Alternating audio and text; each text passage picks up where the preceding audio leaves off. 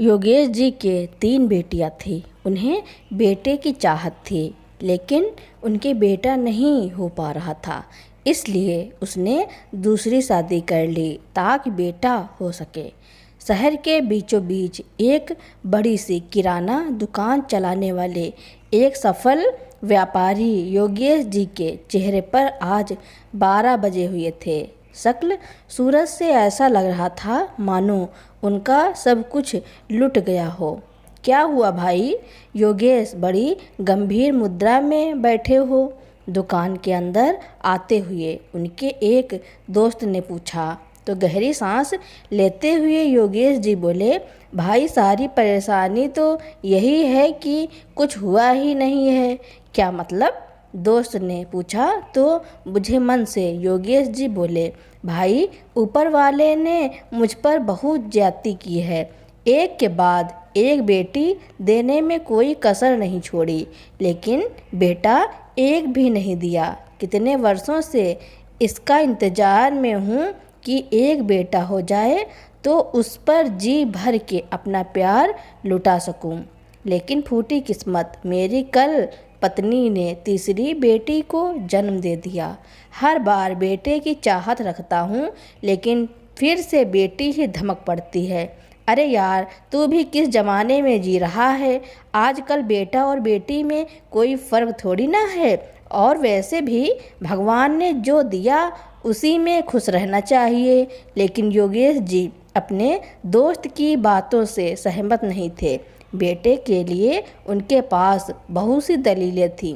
थोड़ी देर बातचीत करके योगेश जी का मित्र तो वहाँ से चला गया, लेकिन उसके समझाने के बावजूद वह दुखी ही थे। रात को अपने घर वापस लौटे तो उनकी पत्नी ने नवजात बच्ची को उठाया हुआ था, जिसे देखकर ही वह भड़कने लगे। न जाने यह औरत है या लड़कियां पैदा करने की मशीन। एक बेटा नहीं दिया जाता तुझसे?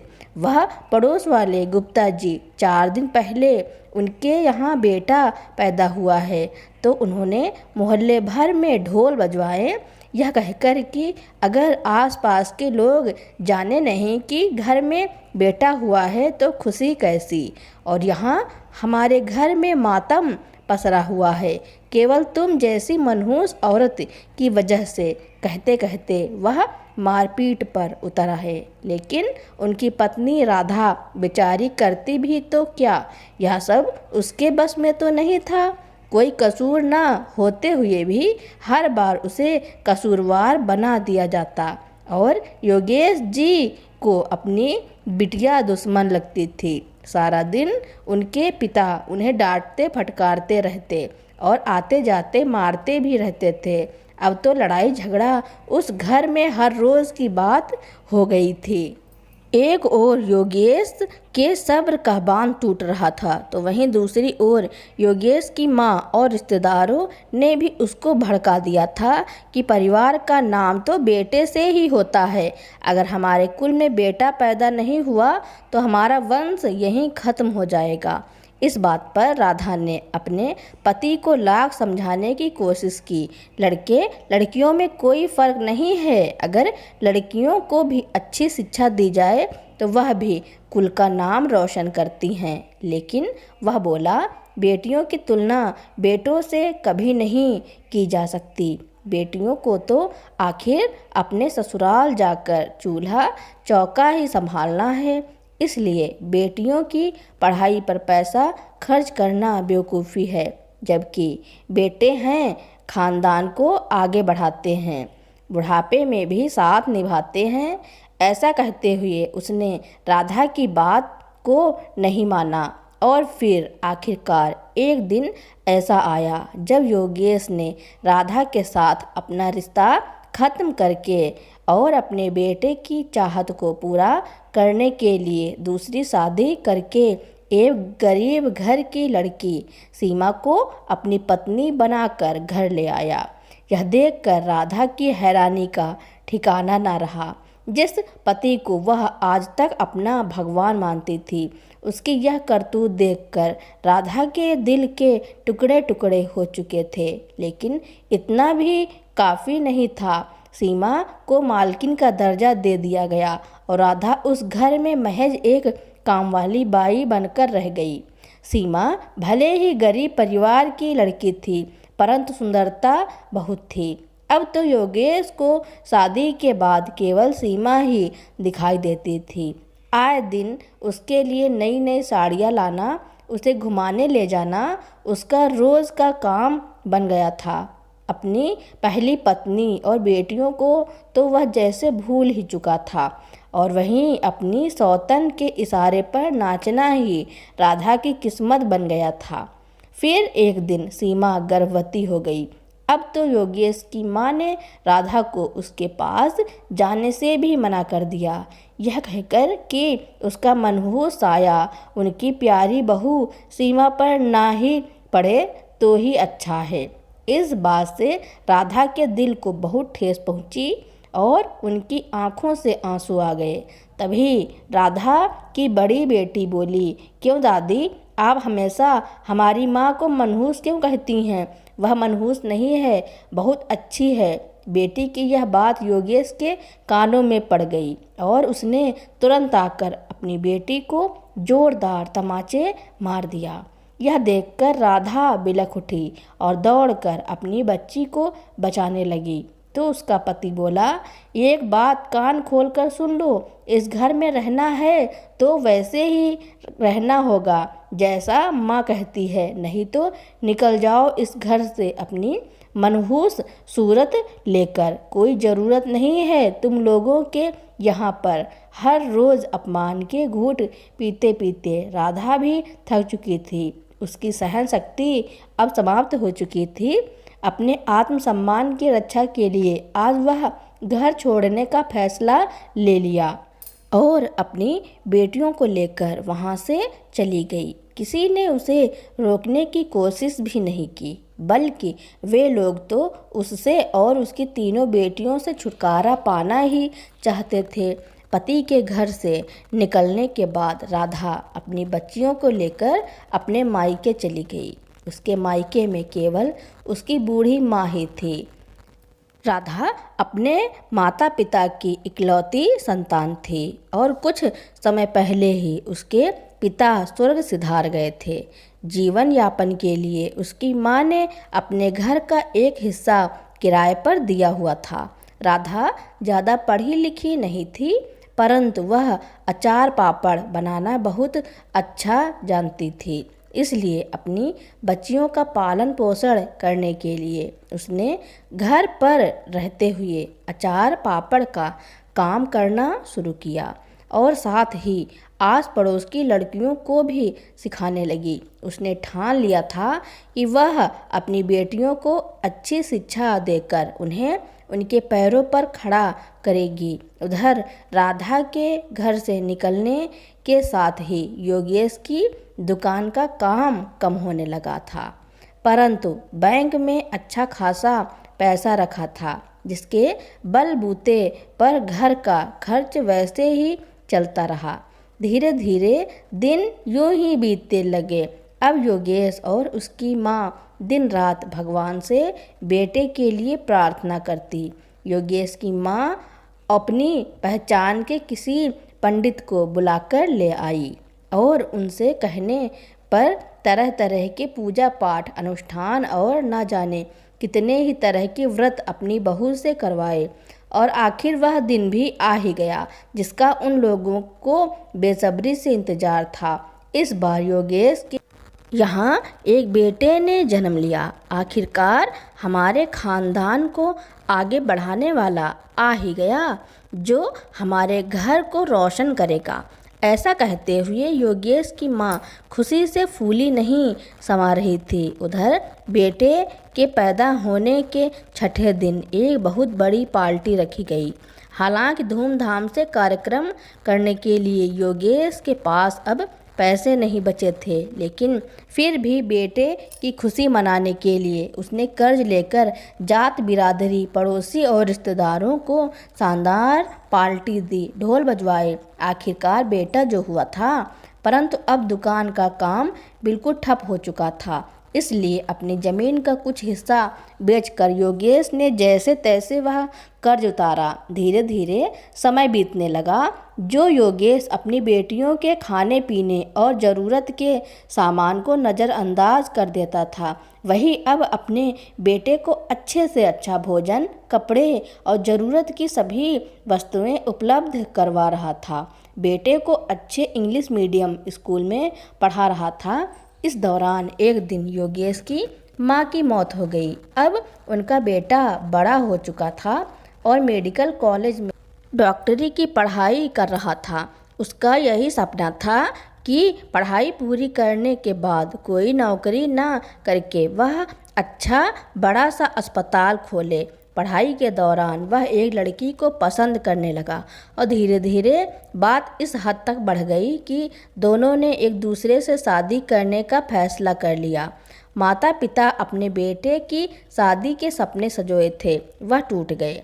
पहले से ही अपने बेटे के लिए लड़की देख रहे थे। यह जानकर बहुत खुश हुए।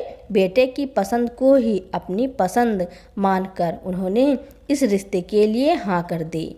दोनों की पढ़ाई पूरी होने के साथ ही उनकी सगाई कर दी और 1-2 महीने के भीतर ही शादी भी हो गई। बहू घर पर आ गई। माता पिता दोनों को तो मानो स्वर्ग मिल गया हो। अब अपना अस्पताल खोलने के लिए उनके बेटे को बहुत सारे रुपयों की आवश्यकता थी। आखिर इतना पैसा कहाँ से आए, यह सोचकर योगेश परेशान था, परंतु अपने बेटे की इच्छा पूरी करने के लिए वह किसी भी हद तक जाने को तैयार था। इसलिए उसने अपनी दुकान और बाकी बची ज़मीन भी बेचने का फैसला कर लिया। यह सब बेचकर उसे अच्छा खासा रुपया मिल गया था। अब माता पिता अपने और अपने बेटे के भविष्य को बनाने में लगे और जल्दी ही अस्पताल बनाने का काम शुरू हो गया। लेकिन अस्पताल बनाने के काम में पैसा बहुत तेज़ी से खर्च होने लगा और बिल्डिंग खड़ी करने में ही उनका सारा रुपया समाप्त हो गया। फिर बेटे बहू ने कहा कि इतना बड़ा अस्पताल होते हुए हमें घर की क्या ज़रूरत है, वहीं पर ऊपर पोर्शन में रह लेंगे और मकान बेचकर बाकी के पैसों की ज़रूरत भी पूरी हो जाएगी। हालांकि योगेश और उनकी पत्नी को अपना मकान बेचने का बिल्कुल भी दिल नहीं था, परंतु बेटे बहू द्वारा समझाए जाने पर वह अपना मकान भी बेचने को तैयार हो गए। यह सोचकर कि आखिर सब कुछ बेटे का ही तो है, हमारे बाद भी तो इस पर मालिक बेटा ही होगा। और अपना मकान बिकने के लिए एक प्रॉपर्टी डीलर जो कि योगेश का दोस्त था, उसे फ़ोन कर दिया और उसे सारी बात बताते हुए अच्छे दाम पर अपना मकान बिकवाने को कहा। यह सुनकर उसका दोस्त चौंक गया और बोला, अरे भाई, बेटे के प्रति प्यार होना अच्छी बात है, लेकिन इतना भी नहीं होना चाहिए कि इंसान उसके प्यार में अंधा ही हो जाए। सब कुछ अपने बेटे पर न्यौछावर कर देना कोई अक्लमंदी वाली बात नहीं है। अपने बुढ़ापे के लिए भी कुछ बचाकर रखना चाहिए। माना कि तुम्हारा सब कुछ तुम्हारे बेटे का है, लेकिन तुम लोगों की कमाई हुई जीवन भर की दौलत तो बुढ़ापे में लाठी के समान होती है। लेकिन उस सबको दांव पर लगाने के बाद तुम अब अपना मकान भी बेचने को तैयार हो। यह बात तो ठीक नहीं है। दोस्त की बात सुनकर योगेश जी बोले, अरे यार, जिस धन दौलत को तू बुढ़ापे की लाठी का नाम दे रहा है, दरअसल वो दौलत नहीं, बुढ़ापे की लाठी तो बेटा होता है और मेरा बेटा बहुत लायक है। तुम देखना, एक दिन मेरा बेटा आसमान की ऊंचाइयों को छुएगा और हम दोनों की बुढ़ापे में खूब सेवा करेगा। फिर दोस्त ने कहा, लेकिन योगेश, वह मकान तो तेरे माता पिता की निशानी है, एक बार बेचने से पहले विचार जरूर करना। अरे विचार क्या करना, सब कुछ उसी का तो है, योगेश ने कहा। तो दोस्त ने चिंता जताई, पर अपना मकान बेचकर तुम रहोगे कहाँ, क्या यह सोचा है? अरे मेरे जीवन भर की पूंजी से इतना बड़ा हॉस्पिटल बनवा रहा है मेरा बेटा, तो क्या हमें रहने की व्यवस्था नहीं करेगा? कहता है आप लोगों के लिए रहने की व्यवस्था ऊपर के पोर्शन में कर दूंगा। ऐसा कहते हुए योगेश जी हंसने लगे और बोले, बहुत भाग्यशाली हैं हम लोग जो हमें किशन जैसा बेटा मिला। कितना सब समझाने के बाद भी जब योगेश जी नहीं माने तो उनके दोस्त ने कहा, तू मेरा खास दोस्त है इसलिए तुझे समझा रहा हूँ, बाकी जैसे तुझे ठीक लगे। ऐसा कहकर उनके दोस्त ने फ़ोन रख दिया। कुछ समय बाद योगेश जी का मकान भी बिक गया और बाकी के थोड़े बहुत खर्च पूरे करने के लिए उनकी पत्नी के गहने भी बेच दिए।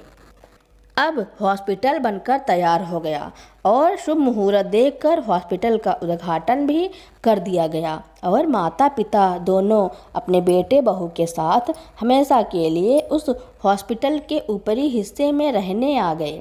अपना सारा कुछ लुटा कर भी बेटे के प्रेम में पड़े योगेश और सीमा अपने बेटे की कामयाबी के लिए बहुत खुश थे। हॉस्पिटल बहुत बड़ा बना था, जिनमें से एक कमरा किशन ने अपने माता पिता को रहने के लिए दे दिया, जबकि एक बड़ा ही आलीशान कमरा उसने अपने और अपनी पत्नी के लिए अलग से बनवाया था, जिसमें सुख सुविधा की हर वस्तु उपलब्ध थी। किशन और उसकी पत्नी दोनों उनमें काम करने लगे, जबकि अपने पिता योगेश जी को किशन ने मरीजों और नर्स वार्ड बॉय पर नज़र बनाए रखने और उनके कामकाज को सुव्यवस्थित तरीके से चलाने की जिम्मेदारी दी। हॉस्पिटल में रह रहे मरीजों के लिए खाना भी बनता था।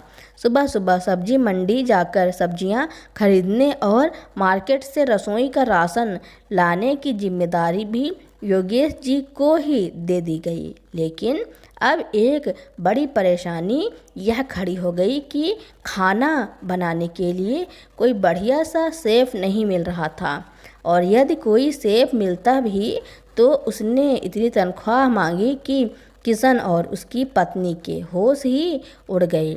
आखिरकार मन मसोस कर वे लोग एक शेफ़ को ज़्यादा तनख्वाह देने के लिए राजी हो गए और उसे नौकरी पर रख लिया। सब कुछ सुव्यवस्थित तरीके से चलने लगा। कभी कभार शेफ़ छुट्टी पर होता तो सीमा जी सारी रसोई संभाल लेती। इधर किशन और उनकी पत्नी यह देखकर हैरान थे कि जिस दिन खाना उनकी माँ बनाती तो लोग उंगलियां चाट चाट कर खाते और खाने की खूब तारीफ करते। यह देखकर बहू के मन में एक आइडिया आया। वह रसोई घर में गई और शेफ़ को खाना ठीक से न बनाने पर डांटने लगी और कहा सुनी होने पर उसे काम से निकाल दिया।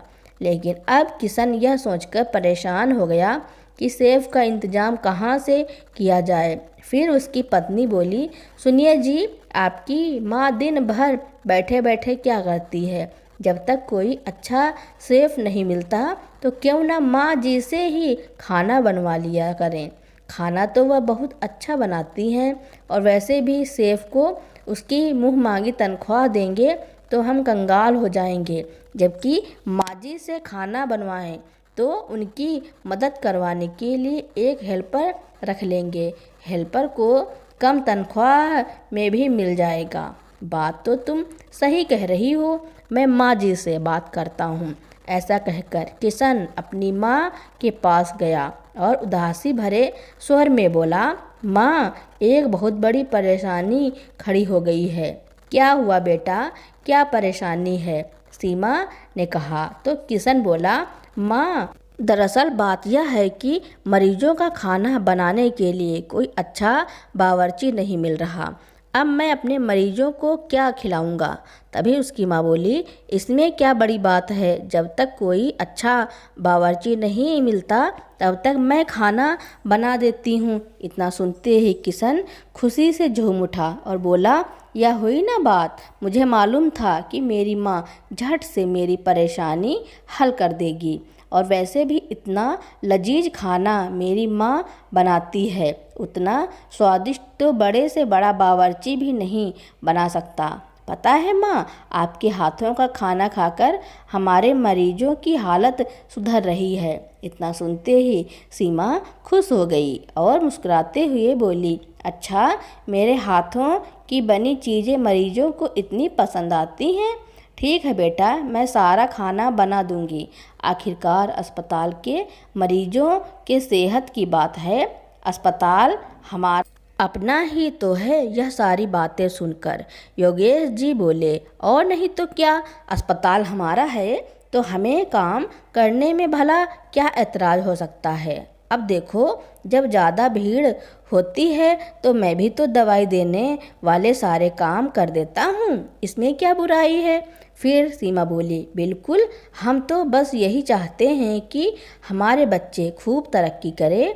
अच्छी बात है सीमा, मरीज आने लगे हैं, तुम रसोई का काम देखो, तब तक मैं उनके साथ आए बच्चों को देखता हूँ।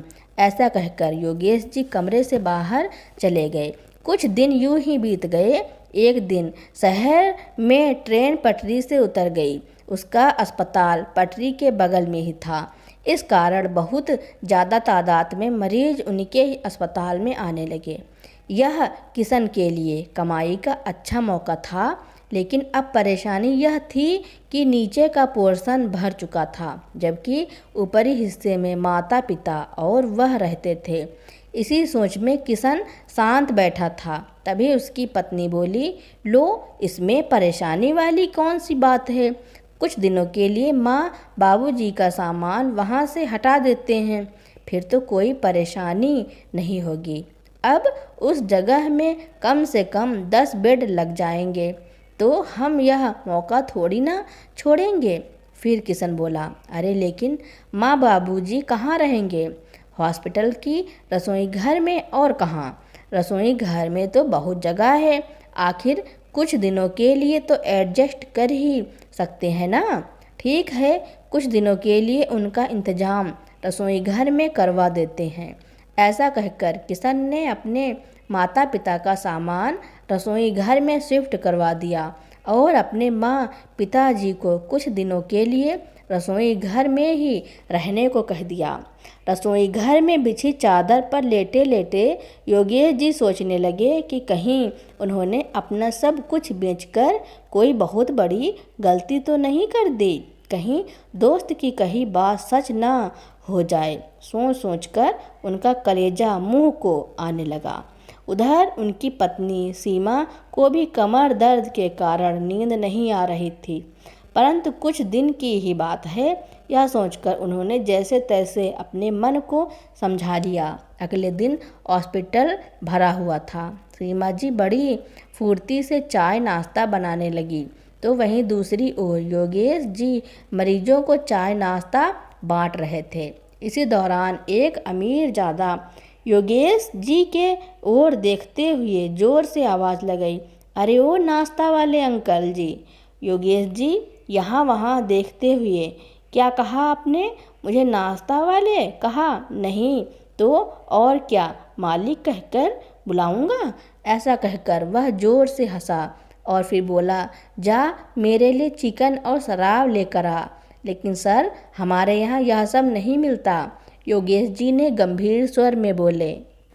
फिर उस आदमी ने अपनी जेब से कुछ पैसे निकाले और टेबल पर पटकते हुए बोला, सामने वाली दुकान से लेकर आ। बिल्कुल नहीं, मैं यह काम नहीं करूँगा। आपको खाना है तो यही नाश्ता कर लीजिए। योगेश जी गुस्से से बोले, अरे इतना घमंड, कहाँ का नवाब है तू। वह आदमी आग बबूला होते हुए बोला। तो योगेश जी ने कहा, कहीं का नवाब तो नहीं हूँ, लेकिन इस अस्पताल के मालिक का बाप जरूर हूँ। इतना कहकर योगेश जी वहाँ से चले गए। इतनी बात सुनते ही वह आदमी गुस्से में किशन को आवाज़ दी, डॉक्टर साहब। वह आदमी कौन है? योगेश जी की ओर इशारा करता हुआ बोला, वह आदमी यहाँ काम करता है, नौकर है, कंधे उचकाते हुए कहा। लेकिन वह तो स्वयं को तुम्हारा पिता बता रहा था, उस आदमी ने कहा। तो किशन बोला, अरे नहीं, वह मेरे पिता नहीं हैं, गांव में हमारे पुश्तैनी घर में नौकरी किया करता था। यह बूढ़ा गरीब आदमी ईमानदार था, तो यहाँ भी नौकरी पर रख लिया। दुनिया में इसका कोई अपना नहीं है, इसलिए मुझे ही अपना बेटा कहता है। वैसे मेरा उससे कोई रिश्ता नहीं है। अच्छा तो यह बात है। मेरे सामने जुबान तो ऐसे लड़ा रहा था जैसे कोई बहुत बड़ा अफसर हो। अपने इस 2 कौड़ी के नौकर को बोलो कि वह मुझसे माफ़ी मांगे। अपने बेटे और उस आदमी के बीच हुई सारी बातें योगेश जी खड़े खड़े सुन रहे थे। उनके मन को गुस्सा का भाव आ रहा था। तभी किशन ने उन्हें इशारे से अपने पास बुलाया और बोला, देखिए मरीजों की वजह से मेरा धंधा पानी चल रहा है। आपको कोई हक नहीं कि आप उनका अपमान करिए। चलिए अब जल्दी से इनसे माफ़ी मांगिए। और कमाल करते हो तुम। मैं किस लिए उनसे माफ़ी मांगूं? गलती उसने की है, मैंने नहीं। मैंने केवल इतना ही कहा था कि हमारे यहाँ मीठ शराब नहीं मिलता। तो मेरे सामने पैसों की धौस दिखाता हुआ बोला कि मुझे बाहर से ला कर दो। बदतमीजी इस आदमी ने की है तो मैं माफ़ी क्यों मांगूं? उसी समय किशन अपने पिता पर बरस पड़ा। क्या आपको एक बार समझ नहीं आता? जब मैंने कहा माफ़ी मांगो तो आपको माफ़ी मांगनी ही पड़ेगी। बेटे के कहने पर अपने आत्मसम्मान को ताक पर रखकर उन्होंने माफ़ी मांगी। फिर किशन ने उन्हें बाहर से मीट और शराब लाने को कहा। अपमान के कड़वे घूंट पीते हुए चुपचाप मीट और शराब लेने चले गए। लेकिन मन ही मन बहुत से विचार चल रहे थे। आज उन्हें अपने दोस्त की वह चेतावनी याद आ रही थी जो मकान बेचने से पहले उन्होंने उन्हें दी थी। आज उन्हें अपना घर बहुत याद आ रहा था। उधर रसोई घर में सबके लिए खाना बनाते बनाते सीमा जी बेहाल हो रही थी। आज उनका हेल्पर भी छुट्टी पर था। अब खड़े रहना उनके लिए असंभव हो गया तो खाना बनाना छोड़कर वह रसोई घर के कोने में बिछी चादर पर लेट गईं। इधर सब लोग खाने का इंतजार कर रहे थे। आखिर खाना अभी तक आया क्यों नहीं, यह देखने के लिए जैसे ही किशन रसोई घर में गया तो अपनी माँ को वहाँ लेटे हुए पाया। यह देखते ही वह माँ पर भड़क पड़ा। वहाँ इतने मरीज खाने का इंतजार कर रहे हैं और आप यहाँ आराम फरमा रही हैं। वो बेटा, गर्मी और धुएं के कारण मेरा दम घुट रहा है। खांसी रुकने का नाम नहीं ले रही। मुझसे खड़ा नहीं हुआ जा रहा, इसलिए मैं थोड़ी देर लेट गई थी। लेकिन सारी सब्जियां मैंने तैयार कर रखी हैं, बस दाल में तड़का लगाना बाकी है। वह काम तुम हेल्पर से करवा लो, मुझसे तो खड़ा नहीं हुआ जाएगा। ठीक है, चलिए मैं आपका चेकअप कर लेता हूँ। ऐसा कहकर किशन ने हेल्पर को रसोई संभालने के लिए कहा तो बहू भड़क गई। थोड़ी देर में किशन अपनी माँ को ले जाकर चेकअप किया तो पता चला कि फेफड़ों पर असर पड़ा है और कमजोरी भी बहुत है। इसलिए उसने अपने स्टाफ के सांस रोग विशेषज्ञ को दिखाया। उन्होंने बताया समस्या और अधिक ना बढ़ जाए, इसलिए कुछ दिनों के लिए रेस्ट करना पड़ेगा। किशन ने सोचा, अगर रेस्ट किया तो फिर हॉस्पिटल का खाना कौन बनाएगा। यह सोचकर किशन ने डॉक्टर से कहा, नहीं, हम इन्हें आपको दिखा ले जाएंगे। आप दवाई दे दीजिए और आराम वहाँ ऊपर कर लेंगे।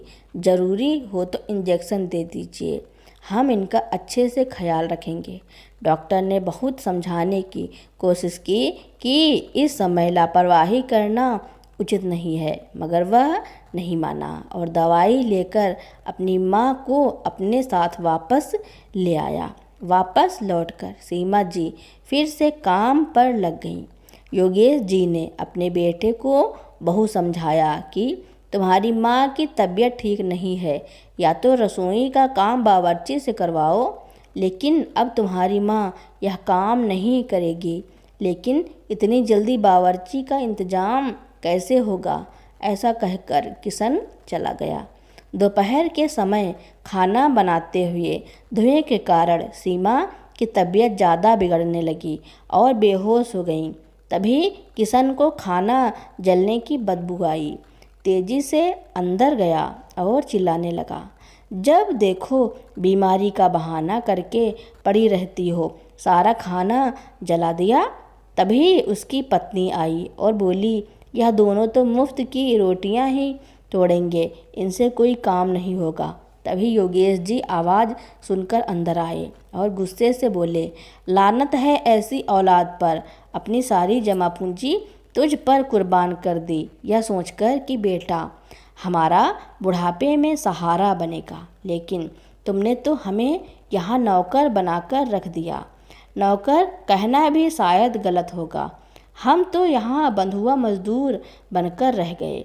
अपनी पत्नी के पास जाकर उसे हिलाते हुए बोले, सीमा क्या हुआ, उठो सीमा, अब हम यहाँ नहीं रहेंगे, मैं तुम्हारा अच्छे से इलाज करवाऊँगा, तुम जल्दी ही ठीक हो जाओगी। लेकिन यह सब सुनने के लिए सीमा जी जीवित नहीं थी।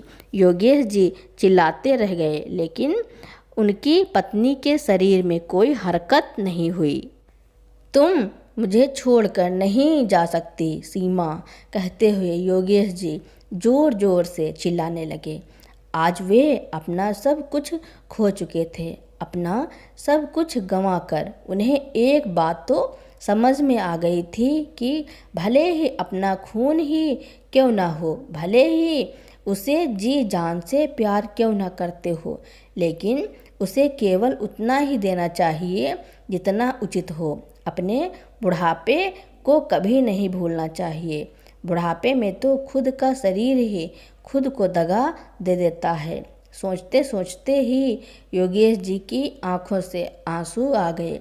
अंतिम संस्कार के समय जब बेटा चिता को अग्नि देने लगा तो योगेश जी जोर से चिल्ला पड़े, तुम यह हक खो चुके हो, तुम ही मेरी पत्नी के कातिल हो। ऐसा कहते हुए उन्होंने अपनी पत्नी का अंतिम संस्कार स्वयं किया। फिर रोते हुए बोले, चंद पैसों के लालच में आकर तुमने अपनी ही माँ को मार डाला, लेकिन मैं अपनी पत्नी को इंसाफ दिलवा कर रहूँगा। मैं पुलिस स्टेशन जाऊँगा और तेरी सारी करतूतों के बारे में बताऊँगा। ऐसा कहकर योगेश जी वहाँ से तेजी से निकल गए। जेब में एक फूटी कौड़ी भी नहीं थी, इसलिए वह पैदल ही चलने लगे। काफ़ी दूरी तय करके वह पुलिस स्टेशन पहुँचे और जाकर अपने बेटे के खिलाफ शिकायत की, लेकिन वहाँ उनकी कोई सुनवाई नहीं हुई। उनके बेटे ने फ़ोन करके पैसों का लालच देकर मामले को रफा दफा करने को कह दिया। बहुत मिन्नतें करने के बाद भी जब किसी ने कंप्लेन दर्ज नहीं की तो वहीं एक व्यक्ति ने उन्हें सलाह दी कि उन्हें पुलिस अधीक्षक के पास जाना चाहिए। एक सप्ताह पहले ही एक महिला पुलिस अधीक्षक ने नौकरी ज्वाइन की है, जो बहुत ईमानदार और न्यायप्रिय है। यह बात सुनकर योगेश जी वहाँ से पुलिस अधीक्षक के ऑफिस चले गए और उनके पैरों में गिरकर गिड़गिड़ाने लगे। अपने पिता समान व्यक्ति को अपने पैरों में गिरते देखकर पुलिस अधीक्षक ने उन्हें उठाया और सामने कुर्सी पर बैठाया। फिर पानी दिया और उनकी परेशानी का कारण पूछा तो योगेश जी ने रोते हुए अपना सारा हाल उसके सामने बयां कर दिया।